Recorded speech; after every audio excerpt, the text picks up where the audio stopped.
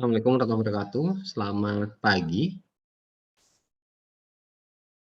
Waalaikumsalam warahmatullahi wabarakatuh. Pagi, Pak.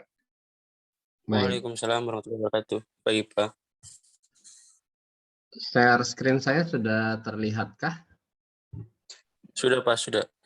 Oke, good. Hari ini kita akan lanjut dengan bahasan melindungi data dan privasi pribadi. Ya, di sini kita nanti akan melihat hal-hal apa saja yang bisa kita lakukan untuk melindungi data pribadi kita atau melindungi diri kita pada saat kita menggunakan internet atau pada saat kita menggunakan komputer gitu ya. Nah, nanti juga akan dijelaskan bagaimana prosedur yang aman untuk data kita, dan juga sebenarnya bukan hanya data ya, tapi juga segala informasi yang mungkin itu rentan untuk dicuri.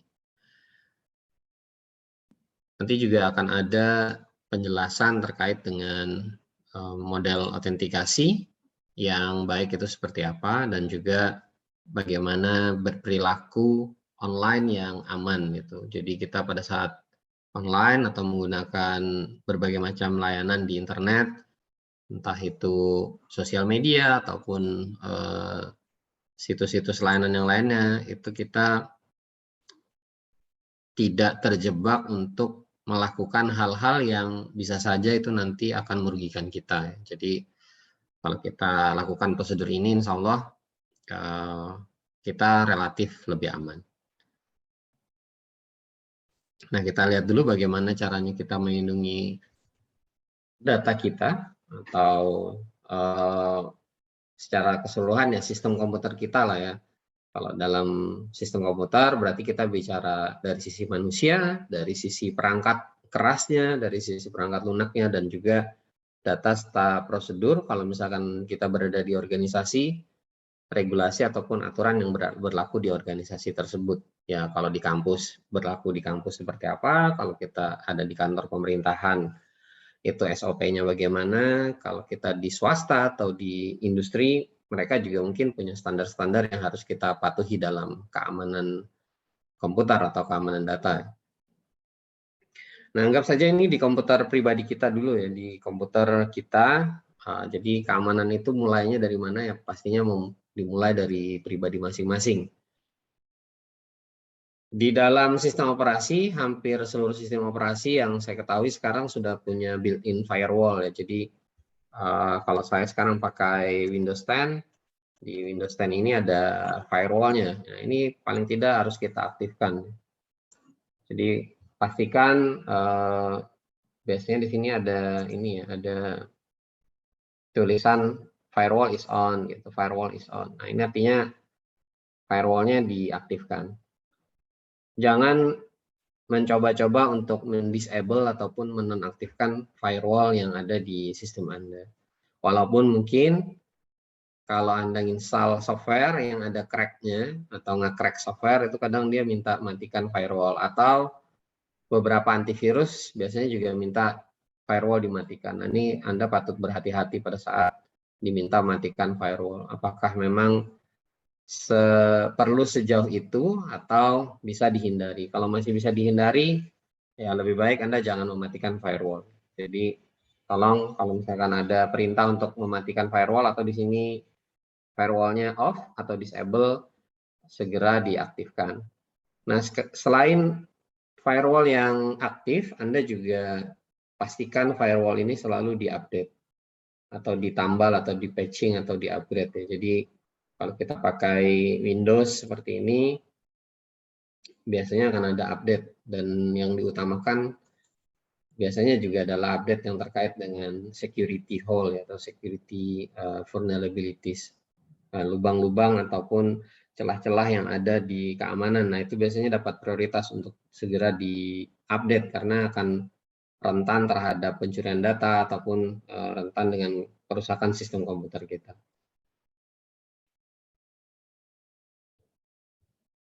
Kemudian yang berikutnya,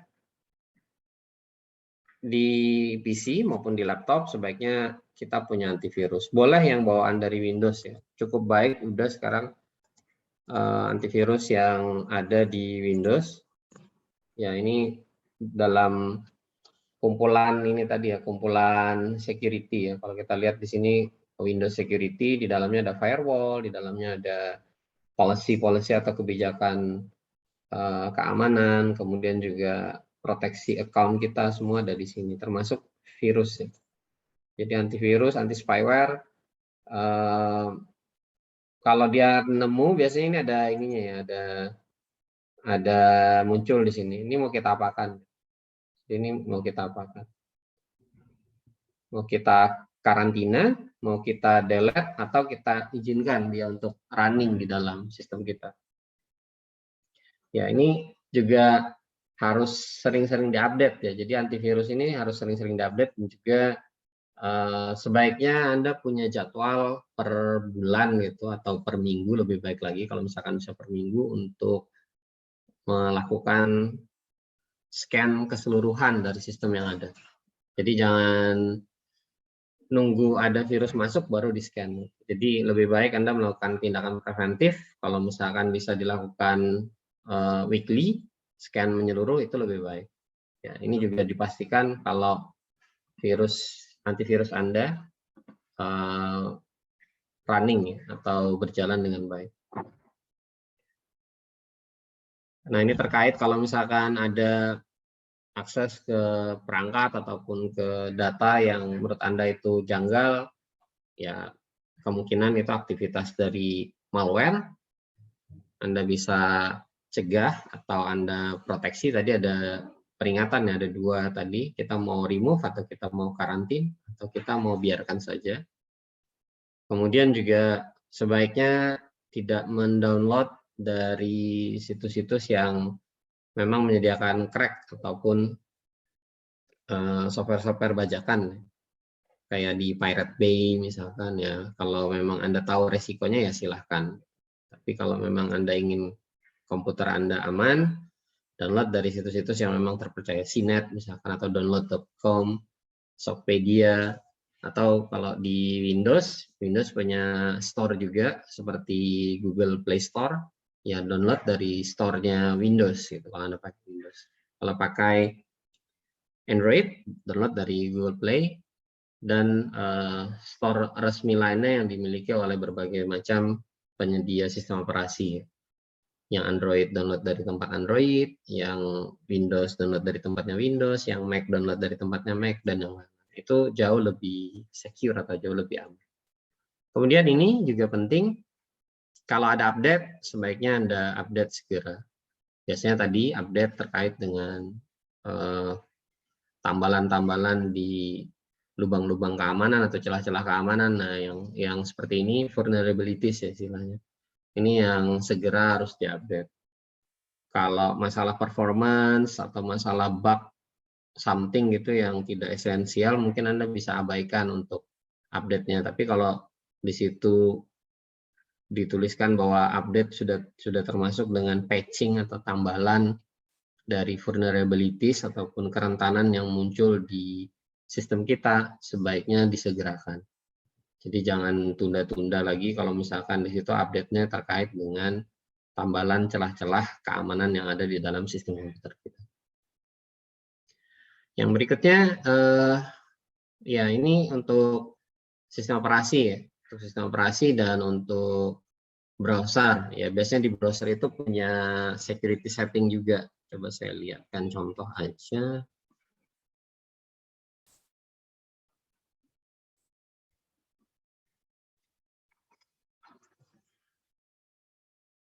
Ya, di browser ini kalau mau anonymous, Anda bisa pakai ini ya, private browsing, incognito istilah lainnya.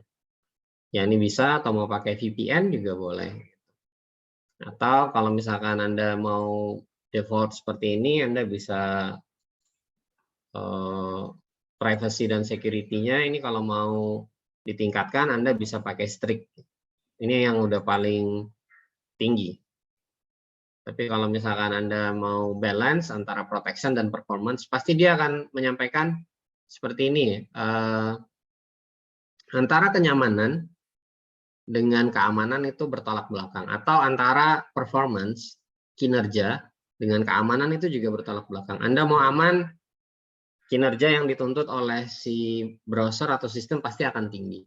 Anda nggak bisa menghemat resource, ya. Tidak bisa hemat CPU, tidak bisa hemat baterai, tidak bisa hemat apapun lah kalau yang namanya aman, karena selalu ada overhead, selalu ada tambahan. Mungkin rekan-rekan sudah belajar tentang kriptografi. Kalau kita melakukan kriptografi kan berarti ada proses enkripsi di situ. Nah, proses enkripsi tentu saja akan memakan resource komputasi, ya memori, ya CPU, dan yang lain-lain, sehingga baterai juga ikut terkuras. Tapi kalau Anda nggak mau dienkripsi, ya baterai, CPU, memori, dan resource lainnya nggak akan kepake buat proses enkripsi. Tapi Anda bisa mengorbankan keamanan data yang ada. Kalau orang bisa menyadap Anda, dia akan lihat data apa yang lalu lalang di dalam jaringan yang Anda gunakan. Misalkan seperti itu ya, kalau kita mengabaikan penggunaan enkripsi. Nah, jadi sekali lagi, Anda mau aman, pasti tidak nyaman gitu. Pasti banyak prosedurnya. Anda mau aman, pasti performance itu akan dikorbankan. Ya. Dalam artian akan ada tambahan pekerjaan di CPU, di memori, maupun di resource komputasi yang lain. Nah, ini contoh saja untuk di browser ya. Tadi ya untuk sistem operasi kita udah lihat.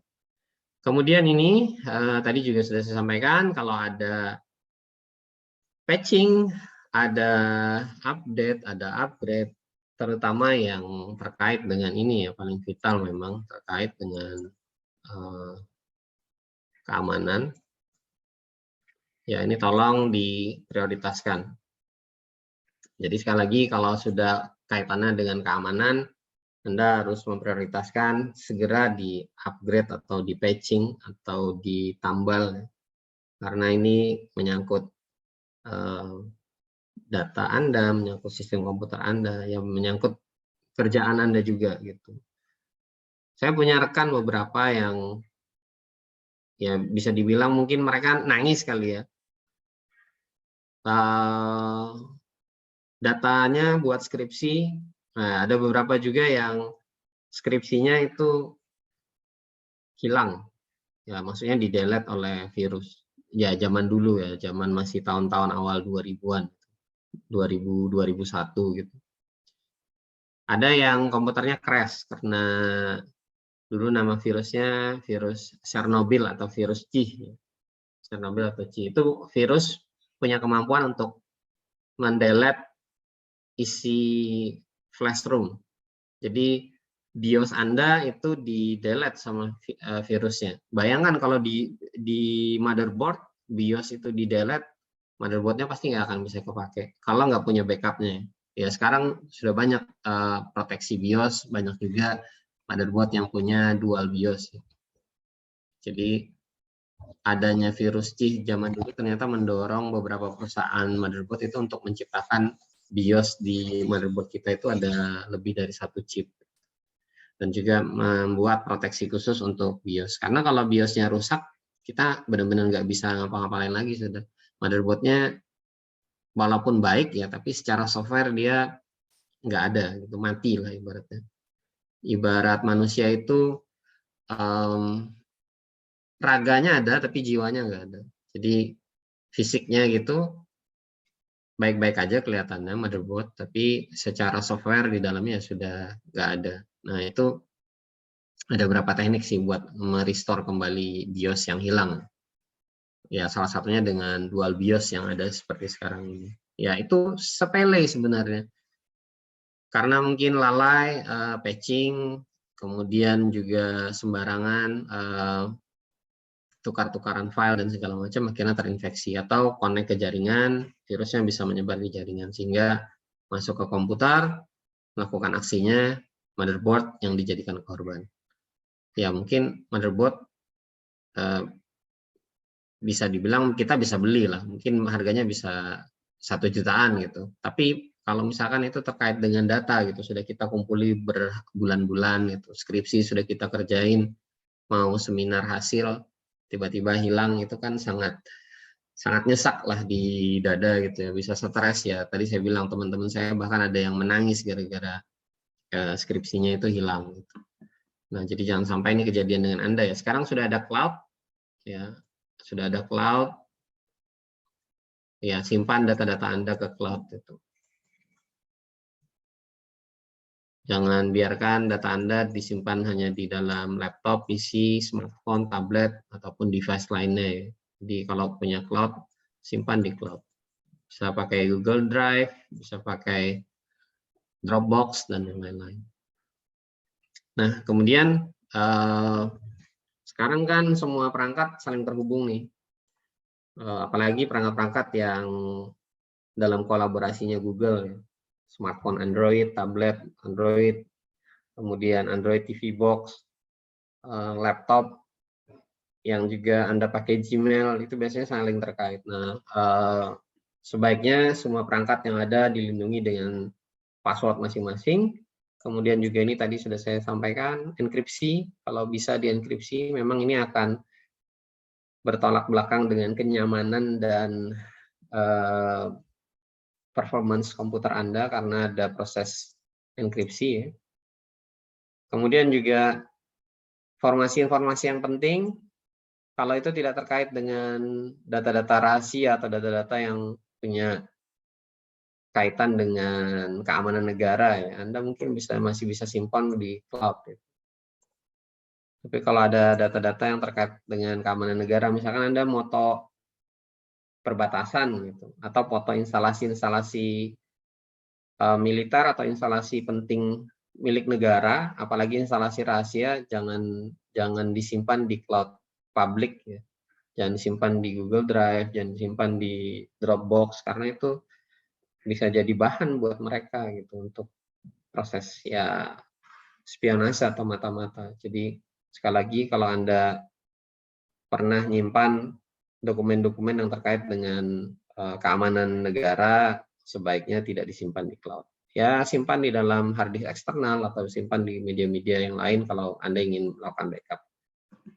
Nah, sekarang ini juga semakin sering digunakan ya perangkat-perangkat IoT ini juga ada protokolnya sendiri sebenarnya untuk komunikasi perangkat IoT dengan servernya gitu. Kita bisa muat perangkat IoT ini dalam jaringan yang secure. Misalkan kita masukkan dalam jaringan VPN gitu ya. Jadi kita remote ke jaringan IoT kita ataupun sensor-sensor kita itu dengan tunnel atau dengan VPN. Ya, itu akan jauh lebih aman. Tapi tentu saja ini akan meningkatkan jumlah data yang harus dikirim karena ada overhead data biasanya seperti itu. Jadi selalu dalam kaitan keamanan itu selalu ada overhead, selalu ada kelebihan jumlah data, kelebihan resource komputer yang mana itu dipakai untuk proses perlindungan. Tadi sudah saya ungkapkan kalau misalkan Anda data biasa dengan data terenkripsi, tentu saja mengolah data yang terenkripsi akan jauh lebih besar resource komputasi yang diperlukan daripada data yang tidak dienkripsi. Nah, bagi Anda yang suka pakai Wi-Fi atau Wi-Fi, sekali lagi Wi-Fi ini secara alamiahnya terbuka ya. Maksudnya terbuka itu kan dia menggunakan udara terbuka ya, misalkan antena access point gitu ya. Access point. Nah, orang-orang bisa dengan bebas untuk terkoneksi ke access point ini ya, melalui udara lah, baik itu yang pakai smartphone maupun yang pakai tablet.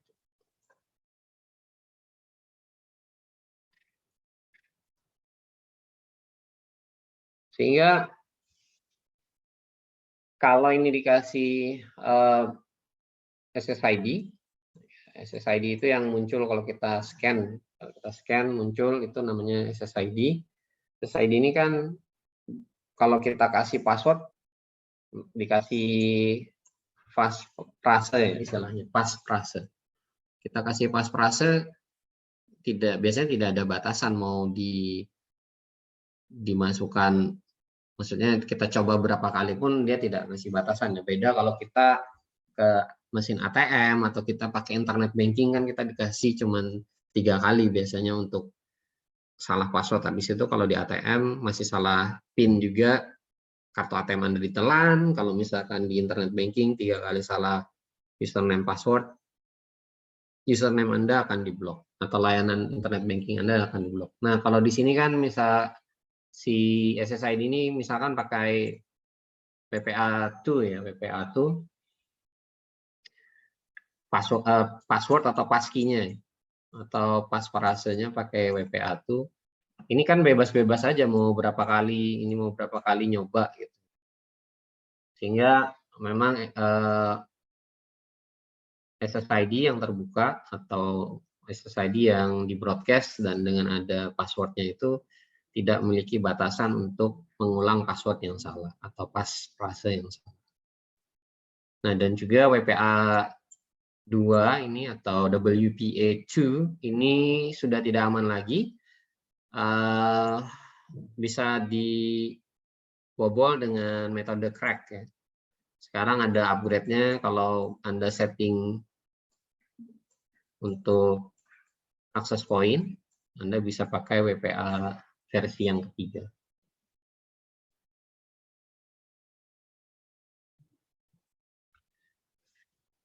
Nah, kalau sudah bisa dibobol, biasanya karena enkripsinya sebenarnya kita bisa tahu di dalam wireless ini AES biasanya. Saya lupa AES berapa gitu panjang, dan satu lagi itu TKIP ya. Yang paling secure masih ini. Ini yang masih banyak digunakan. Advanced Encryption Standard kalau saya nggak salah singkatannya ini. Jadi ini yang masih dipakai, tapi kalau ada yang bisa ngebobol router ini, wireless router yang ada di sini dibobol, karena udah tahu pakai AES ya tinggal dibalik aja, ada metodenya pakai AES. Kalau sudah dibobol routernya, tahu passwordnya dan segala macam ya tentunya tinggal membalik dekripsi ya istilahnya, dekripsi dari AES. Ya data-datanya akan bisa dilihat pada satu titik. Nah, kemudian buat Anda yang suka pakai hotspot publik di kafe, di bandara, di kantor-kantor pemerintahan, di sekolah, di kampus, itu juga termasuk hotspot publik ya.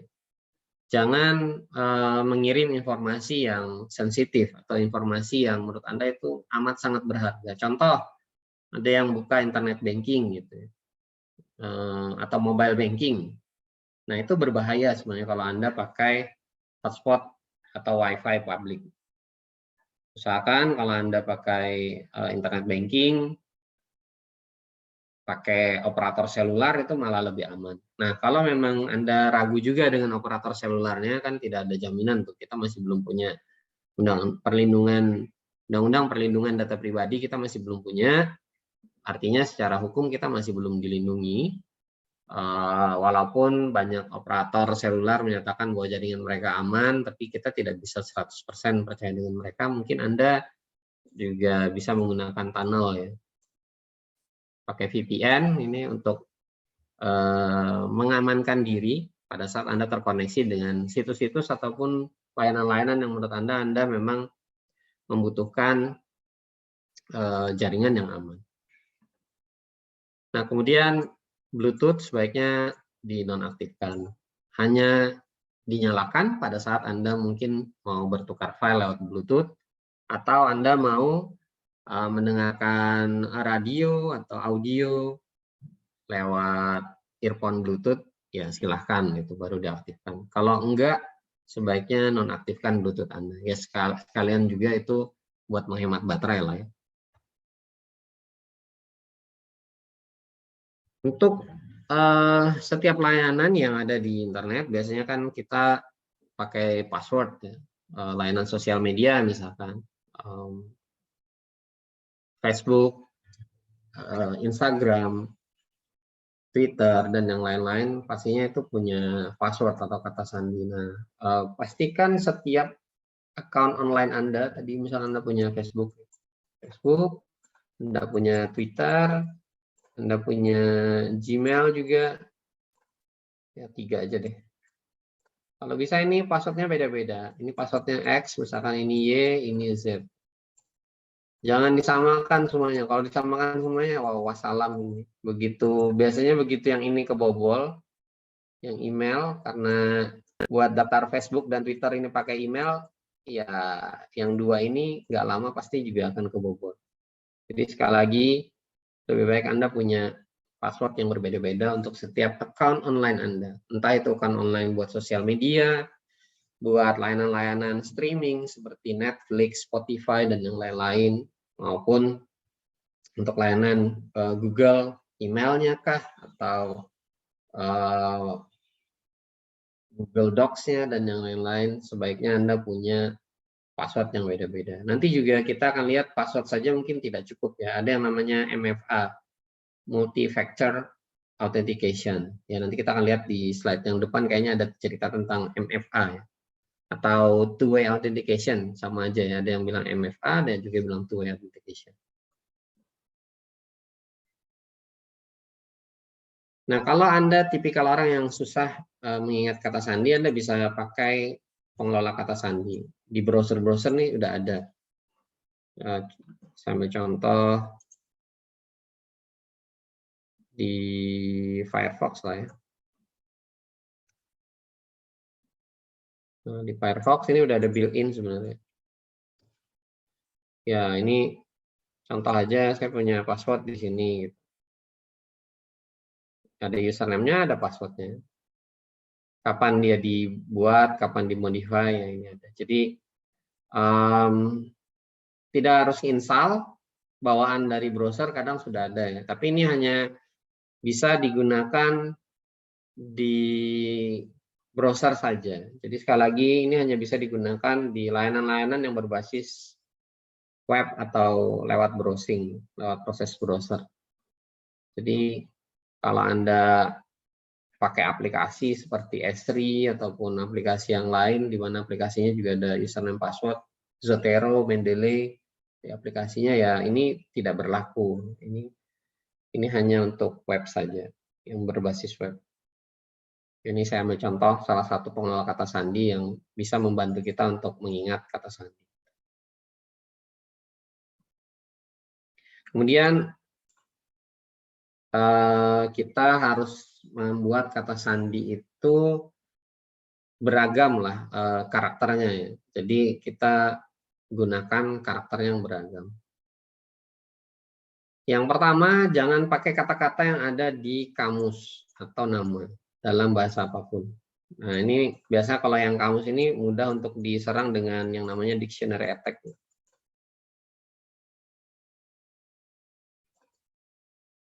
Dictionary attack.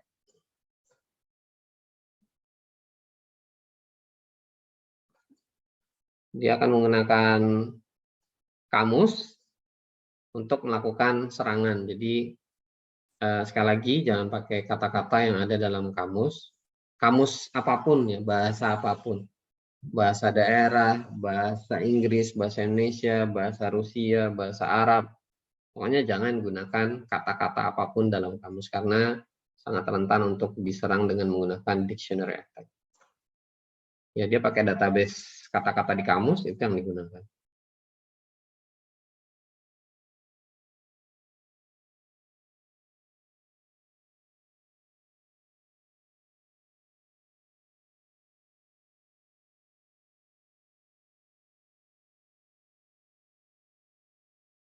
Kemudian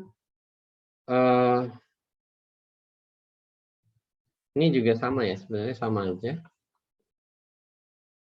Kesalahan eja yang ada dalam kamus juga. Misalkan kayak contoh ya,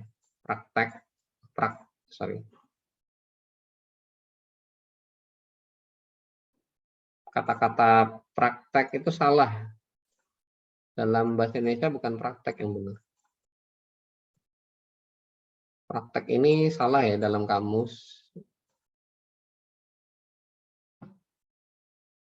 Yang betul praktik.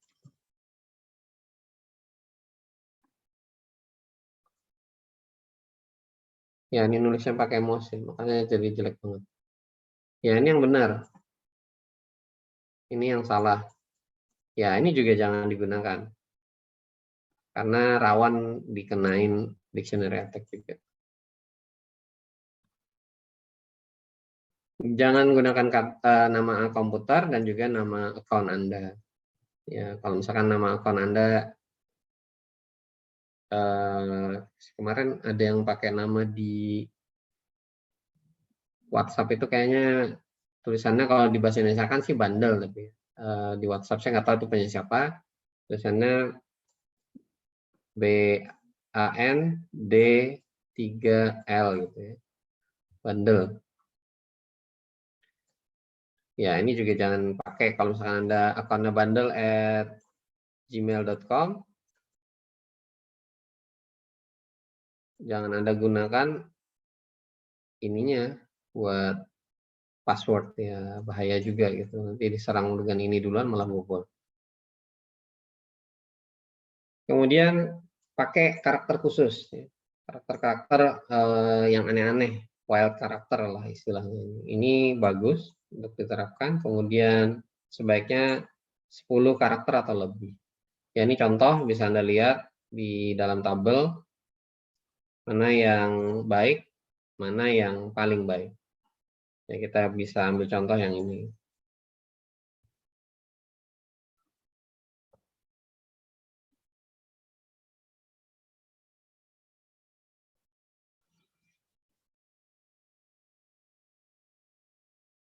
Nah, masih terkait dengan bikin password, Anda bisa pilih password itu yang kata-katanya bermakna dengan Anda. Misalkan password rahasia ya, atau rahasia gitu. Rahasia. Kalau gini aja kan terlalu simpel ya. Ini kan kata-katanya ada dalam kamus. Anda bisa rubah mungkin rahasia ini menjadi R4, H4, S1, A gitu. Ya, ini kan Anda sudah punya, ini kita rubah aja huruf besar. Ya, sudah punya satu karakter huruf besar, satu numerik, satu alfabet. Kalau mau lebih susah lagi, Anda kasih spasi di sini, kemudian dikasih tanda bintang misalkan, atau asterik seperti ini. Ya, ini akan jauh lebih unik ya. Karena kita akan menambahkan ini, menambahkan karakter unik ini di akhir dari password kita, ada spasinya juga di sini.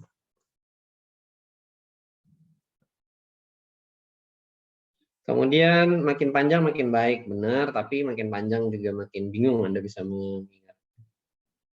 Nah, Anda bisa pakai judul lagu misalnya. Kan judul lagu apa ya?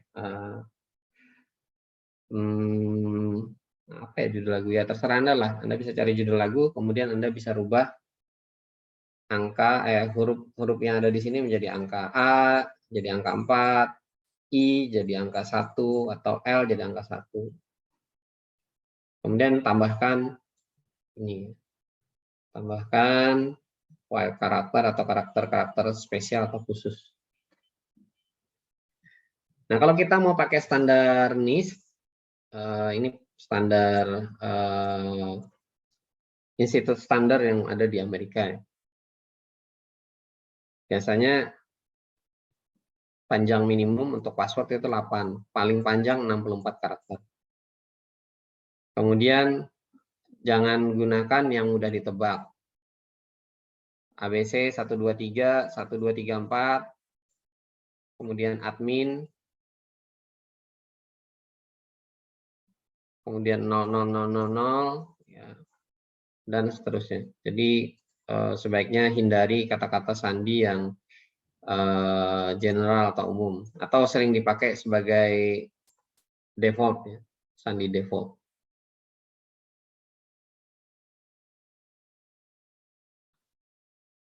Nah, kemudian juga aturan penyusunan sebaiknya ditiadakan kalau pakai standar Indonesia. Kalau saya sih lebih suka ada aturan penyusunan yang maksudnya harus ada huruf besar, huruf kecil, angka, dan satu karakter khusus.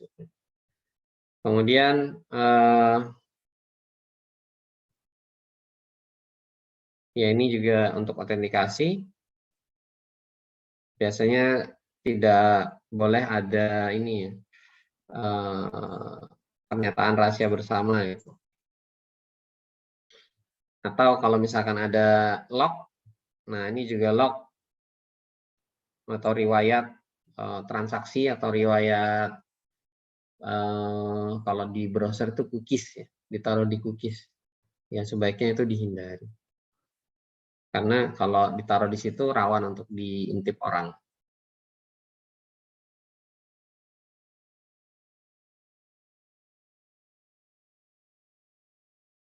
Nah, kemudian ini juga sebaiknya dihindari. Ada juga yang pakai autocorrect ya, autocorrect. Istilah fiturnya autocorrect. Ya, ini berbahaya karena ini kaitannya nanti dengan ini tadi, dictionary tag tadi. Jadi autocorrect, dia akan mengkoreksi tulisan yang kita buat berdasarkan dictionary, berdasarkan kamus. Jadi sekali lagi, kalau kita punya fitur autocorrect, hati-hati karena fitur autocorrect itu akan menyesuaikan atau merevisi kesalahan-kesalahan kita berdasarkan kamus, berdasarkan dictionary. Jadi ini agak rentan sebenarnya kalau kita punya fitur autocorrect. Karena ini bawaannya ke kamus.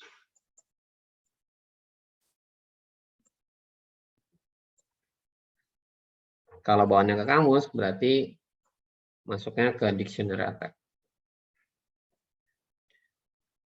Kemudian ini ada spasi. Ya. Ini tadi contoh spasi. Terus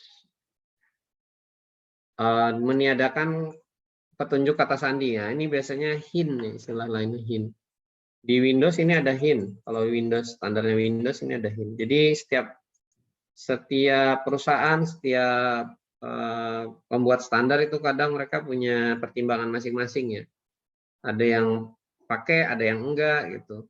Tapi kalau di Windows hint ini ada. Sekali lagi untuk Anda memakai Windows, hint atau petunjuk kata sandi kalau misalkan Anda lupa atau Anda salah sudah berkali-kali, biasanya kadang ada hint-nya.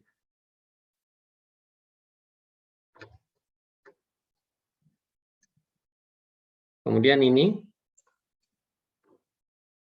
tidak ada waktu berakhir berkala atau mendadak. Nah, ini kalau di bank malah sebaliknya ya. Jadi sekali lagi, terkadang kita menemukan hal-hal yang berbeda antara satu organisasi dengan organisasi lainnya. Kalau di bank, kata sandi itu atau PIN, Anda bisa lihat ya di ATM, kadang disampaikan, ubahlah kata sandi ataupun PIN bank Anda secara berkala. Berkala itu misalkan per bulan gitu, per 3 bulan ya. Ini ada peringatannya. Kalau di sini malah tidak tidak direkomendasikan untuk ada waktu berkalanya gitu. Ya ini contoh tadi. Ini oke, ini baik, ya yang ini sangat baik.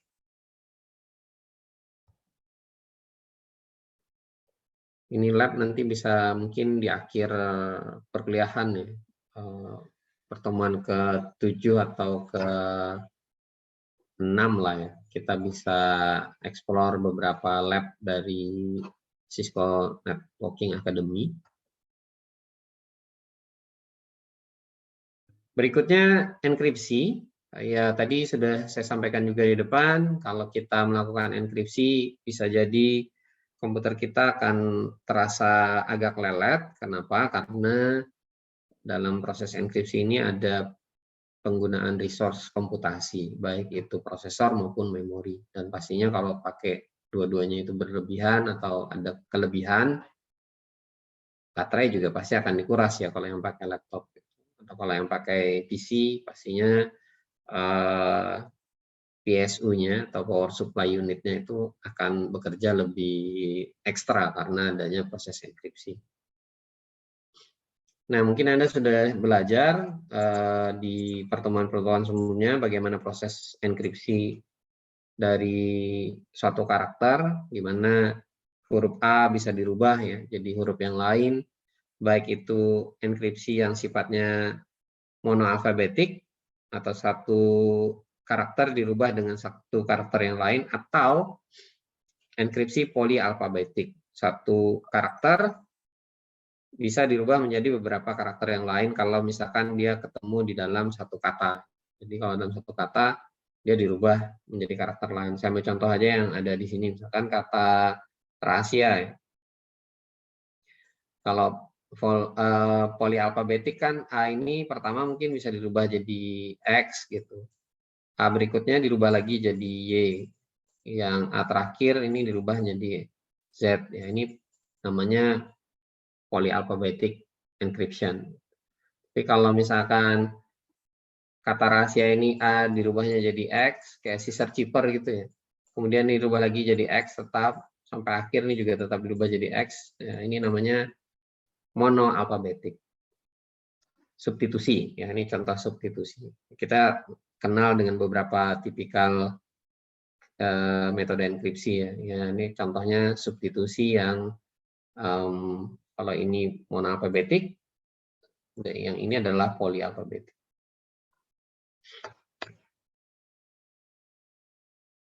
Nah, kalau sudah datanya dienkripsi, maka kalau data tersebut dicuri, orang akan kesulitan untuk membaca konten. Orang akan perlu metode tertentu untuk membaca apa sih yang informasi yang ada di dalam file tersebut. Tidak bisa langsung serta-merta dibaca atau diketahui informasi yang ada di dalam. Ya ini tidak perlu lagi diulang, saya rasa sudah diberikan oleh dosen pada pertemuan sebelumnya, tinggal Anda baca kembali ya, macam-macam metode enkripsi dan juga analisanya maupun klasifikasi masing-masing metode enkripsi dan juga plus minusnya. Nah, ini tadi yang sempat saya sebutkan di depan, kita perlu membackup data kita, karena kita tidak akan pernah tahu data kita di dalam laptop ini misalkan, atau di dalam smartphone, itu akan selalu aman. Anda bisa backup ke cloud, atau kalau misalkan punya hard disk eksternal, Anda bisa backup di hard disk eksternal Anda. Ya, yang ini tergolong lokal backup, maksudnya di sini. Sedangkan yang ini tergolong cloud. Ya, bisa pakai AWS, ya, layanan AWS, Amazon Web Service, atau Anda backup di Google Drive atau di Dropbox. Semuanya basisnya adalah cloud. Jadi silakan Anda gabungkan semuanya. Pak, saya mana yang saya pilih, yang lokal atau yang cloud? Ya gabungin aja dua-duanya. Tidak ada salahnya gitu, pakai dua-duanya. Tergantung tadi ya, Anda ada nyimpan data-data rahasia atau vital negara enggak? Kalau pakai rahasia data rahasia atau vital negara, saya tidak merekom untuk disimpan di sini. Sebaiknya Anda simpan di dalam lokal backup saja. Tapi kalau data-datanya publik semua, data-data yang menurut Anda ya data hilang pun juga sebenarnya nggak begitu berharganya gitu.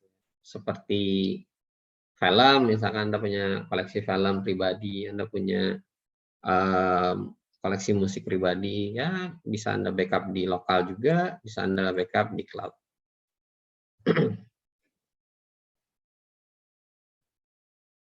Kemudian kalau Anda suatu saat memang harus menghapus sekumpulan atau sebuah data, sebaiknya hapus benar-benar secara permanen. Atau kalau Anda jual laptop nih, Anda jual laptopnya Anda jual.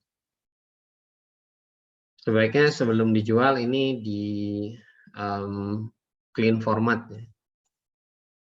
atau kalau mau lebih ekstrim lagi di low level format. Di low level format biar data-data Anda ini memang betul-betul musnah di dalamnya, betul-betul hilang.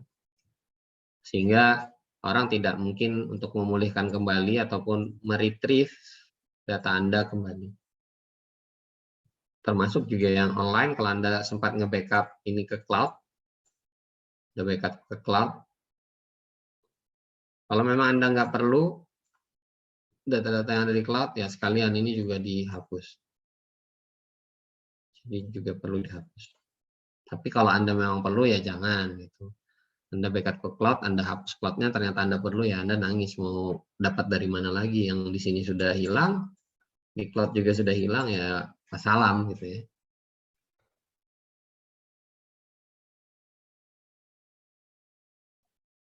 Nah, kalau tadi kita bicara tentang data-data yang mungkin ada di dalam smartphone, di dalam handphone, dan juga di dalam PC laptop Anda,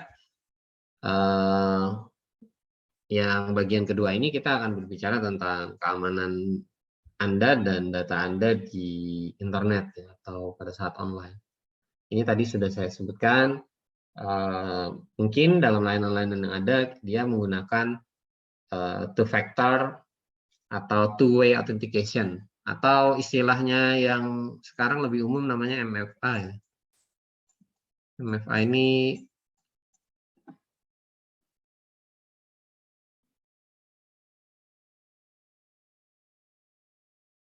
MFA ini adalah multi-factor authentication.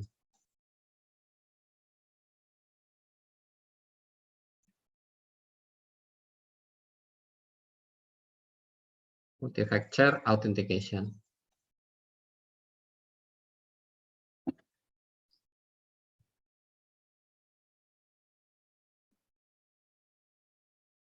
Jadi kalau multifaktor berarti kan bukan hanya dua ya.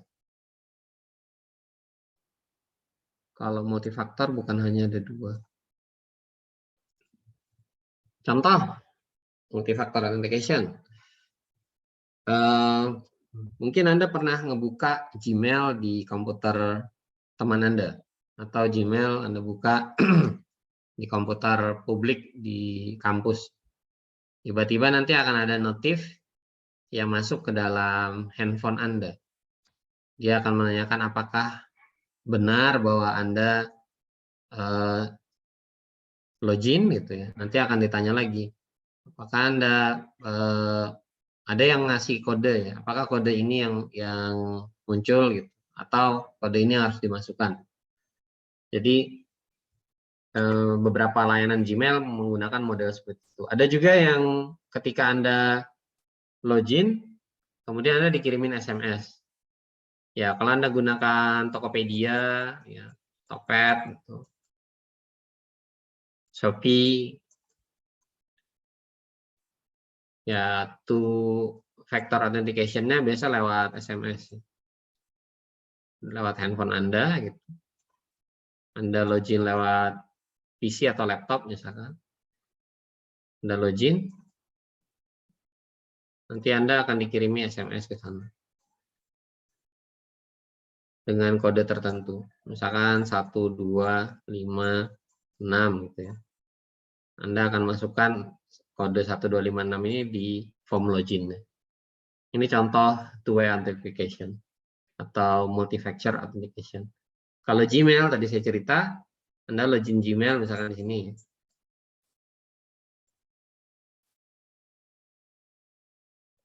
Biasanya Anda akan di-push notif juga ke handphone.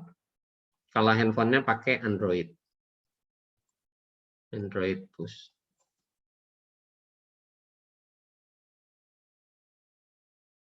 Apakah benar Anda sedang login di ya nomor IP sekian, biasanya kayak gitu. Tapi ada juga Gmail juga bisa memilih autentikasi yang lain, bisa lewat SMS, bisa lewat phone juga, maksudnya telepon ya dia. Nah ini yang disebut multi tadi ya, multi karena apa? Dia bisa macam-macam, bisa sini lewat telepon atau lewat protokol di Android khusus gitu. Ya, ini yang disebut dengan multi-factor authentication. Ada juga yang nggak pakai kode, contoh pakai objek fisik, kartu ATM, kemudian pakai dongle atau USB gitu ya, itu termasuk penambahan akses. Jadi selain kita masukkan password, kita juga harus punya dongle-nya. Atau kalau misalkan ada yang pintu, biasanya ya pintu-pintu tempat-tempat yang diamankan gitu, atau pintu-pintu instalasi vital gitu. Biasanya pintunya selain ada passwordnya juga ada kunci khusus kayak kartu gitu ya, proximity card biasanya, atau smart card. Jadi selain kita masukin passwordnya, kita juga harus tapping kartunya, baru pintunya bisa kebuka. Nah, ada beberapa pintu juga yang pakai fingerprint atau pakai sidik jari.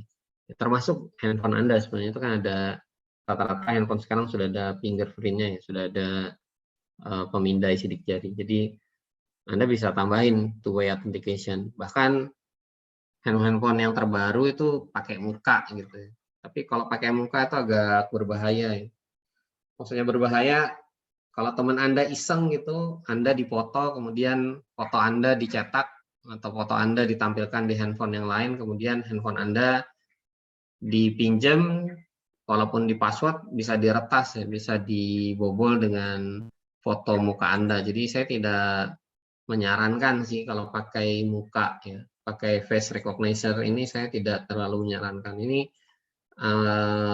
salah satu biometrik yang rentan untuk dibobol karena foto-foto itu sangat mudah untuk didapat dan kita dengan mudahnya membuat topeng ataupun gambar yang sederhana gitu aja lewat handphone ke handphone untuk mengecoh face recognition atau pengenalan wajah yang ada di berbagai macam sistem keamanan termasuk di smartphone.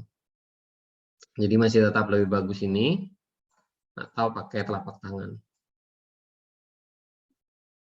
Atau suara gitu ya, tapi suara juga bisa dari rekaman ya, ini juga bahaya. Jadi ini yang bisa Anda hindari, kalau bisa dihindari. Yang direkom ini.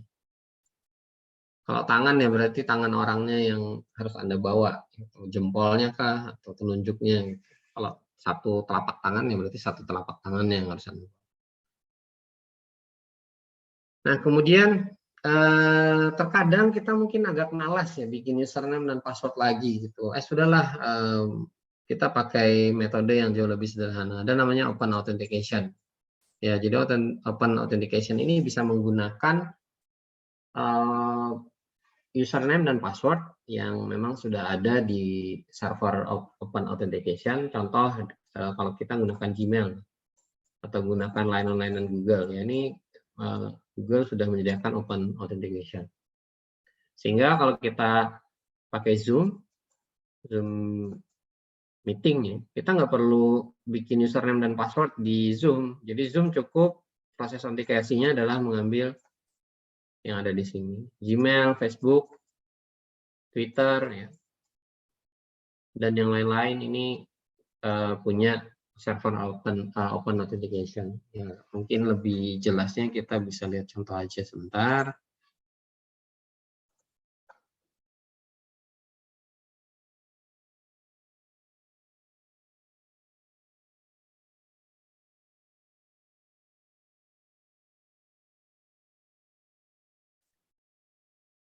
Ini contoh di Zoom, kalau misalkan kita mau sign in, kita nggak perlu pakai username password kita gitu yang ada di sini. Ini username passwordnya kan banyak nih. Pakai aja yang ada di sini. Pakai Google atau pakai Facebook. Nanti dia akan dia akan memilihkan account Google kita. Ya, saya pakai yang ini.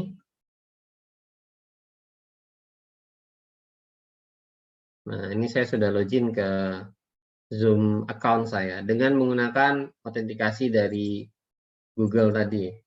Jadi kita bisa konekkan Zoom ini dengan account Google ataupun account Facebook kita. Atau kalau kita punya single sign on ya, single sign on yang juga menggunakan model open authentication, kita bisa pakai SSO server yang support open authentication versi 2.0 ini untuk layanan Zoom. Jadi kita nggak perlu repot bikin username dan password lagi. Jadi Zoom-nya ini akan langsung mengambil username dan password yang ada di server open authentication. Jauh lebih mudah ya. Ini salah satu cara untuk memudahkan. Mau aman, tapi mudah ya. Ini salah satu cara ya. Salah satu metode yang digunakan dengan menggunakan open authentication.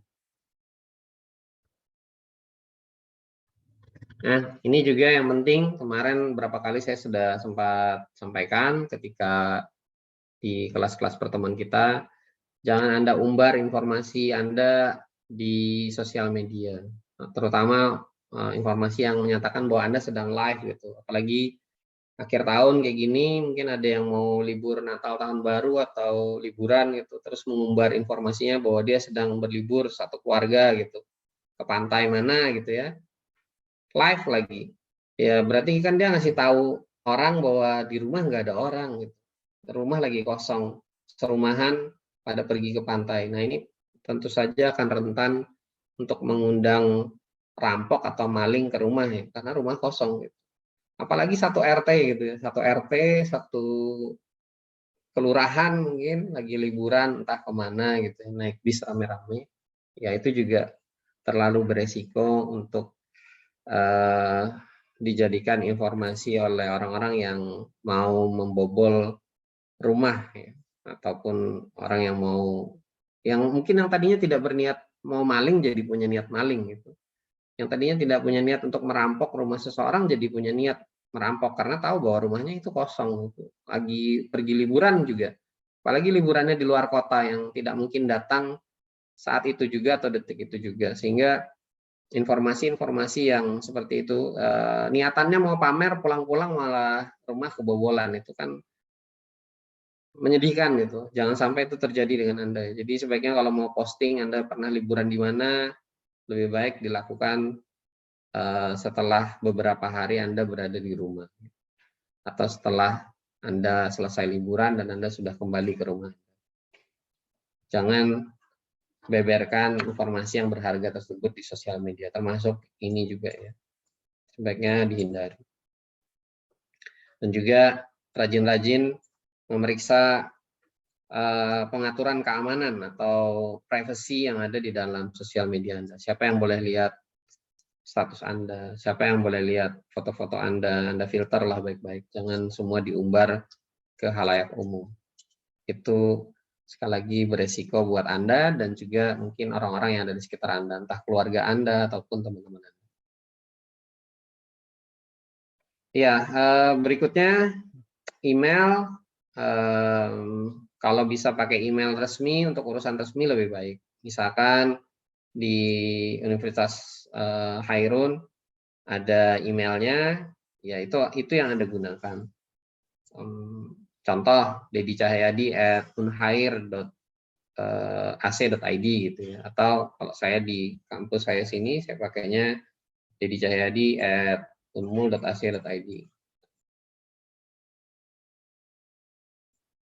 Ya ini akan meningkatkan kepercayaan orang juga gitu, bahwa oh ini dari institusi resmi gitu.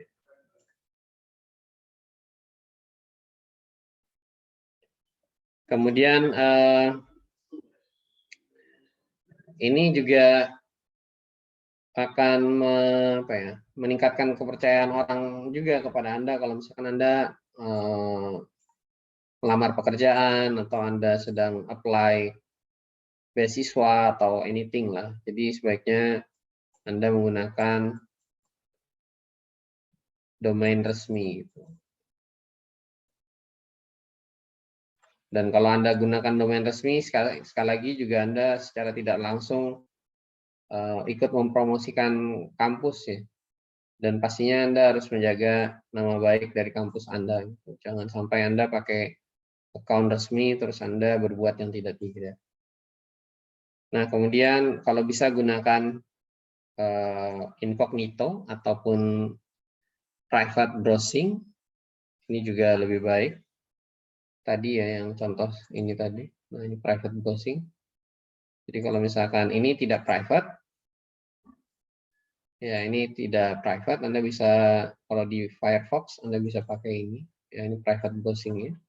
Atau kalau di Chrome, sebentar, saya coba incognito namanya, sebentar. Nah ini incognito ya.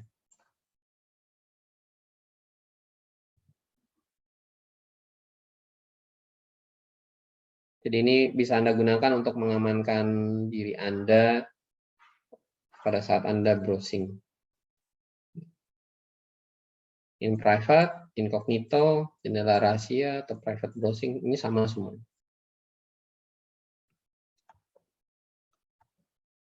Oke, dari materi-materi yang tadi, maka kita bisa lihat bahwa ancaman itu bisa datang dari mana saja ya. Dan kita patut melindungi diri kita dan juga mungkin terkait dengan keluarga dan orang-orang yang sekitar kita, entah itu dalam penggunaan perangkat ataupun dalam penggunaan jaringan. Ya, perangkat ini maksudnya smartphone, laptop, dan juga gadget kita sebaiknya kita lindungi karena di dalamnya mungkin banyak sekali data-data pribadi dan juga data rahasia yang mana itu bisa digunakan oleh orang tidak bertanggung jawab untuk melakukan hal-hal yang tidak baik atau hal-hal jahat kepada Anda ataupun keluarga ataupun orang lain yang ada di dekat Anda. Kemudian tadi kita juga lihat beberapa prosedur untuk pengamanan dan juga pemeliharaan data, membackup data, backup di cloud, backup di lokal, kemudian juga menggunakan enkripsi dan segala macam, termasuk VPN juga. Kemudian untuk proses autentikasi di layanan yang ada di internet, kita bisa pakai MFA atau multi-factor authentication, baik itu pakai SMS, telepon, maupun push notif yang ada di Android. Kalau bisa diaktifkan semua layanan itu MFA-nya lebih baik. Memang agak repot harus pakai MFA gitu, tapi itu akan jauh lebih aman. Sehingga ini akan menjaga diri Anda dan juga keluarga Anda atau orang-orang yang Anda cintai yang ada di dekat Anda. Mungkin itu yang bisa saya sampaikan. Ada yang ingin ditanyakan? Silahkan kalau ada yang ingin ditanyakan.